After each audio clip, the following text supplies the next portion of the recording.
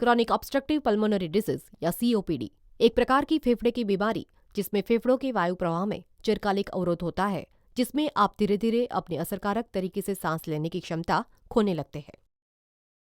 आमतौर पर जब आप सांस लेते हैं तो हवा आपके टैक्रिया यानी कि विंड पाइप यानी कि श्वास नली से गुजरती है, फिर बड़ी ट्यूबों जिन्हें ब्रोंकाई कहा जाता है उनमें से गुजरती है, फिर छोटी ट्यूबों जिन्हें ब्रोंकियल्स कहा जाता है उनमें से गुजरती है, और अंत में छोटे थैलियों जिन्हें एल्वियोलाई भी कहा जाता है उनमें जाती है। छोटी रक्तवाहिकाएं जिन्हें कैपिलरीज यानी कि केशिकाएं कहा जाता है वे एल्वियोलाई के आसपास घिरी हुई होती है।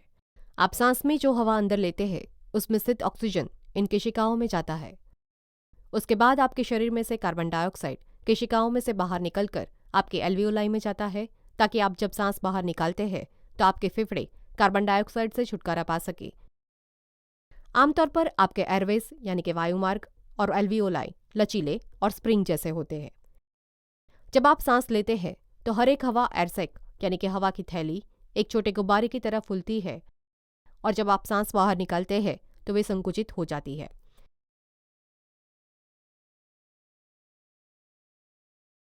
धूम्रपान सीओपीडी का मुख्य कारण है। हालांकि यह बीमारी फेफड़ों की अन्य इरिटेंट्स यानी कि उत्तेजक पदार्थ जैसे वायु प्रदूषण, रासायनिक धुएं और धूल के साथ लंबी अवधि के लिए संपर्क में होने के कारण भी हो सकता है। यदि आपको सीओपीडी है तो आपका दो मुख्य स्थितियां हैं जो कि इस बीमारी का हिस्सा है, जिसे एम्फिसीमा और क्रॉनिक ब्रोंकाइटिस। एम्फिसीमा में आपके एयरवेज यानी कि वायुमार्ग और एयरसक्स यानी कि हवा की थैली अपना लचीलापन खो देते हैं, जिसके कारण उनका विस्तृत होना और सिकुड़ना मुश्किल बन जाता है। एम्फिसीमा आपके कुछ एयरसक्स यानी कि हवा के थैले की दीवारों को नष्ट कर देती है, जिसके कम बड़े सक्स यानी कि हवा के थैले बचते हैं, जिसके कारण आप सांस में जो हवा अंदर लेते हैं उसमें ऑक्सीजन को अवशोषित करने के लिए कम जगह रहती है। एम्फिसीमा के लक्षणों में शामिल है गले में गरगराहट होना, सांस लेने में तकलीफ होना और सीने में जकड़न महसूस होना।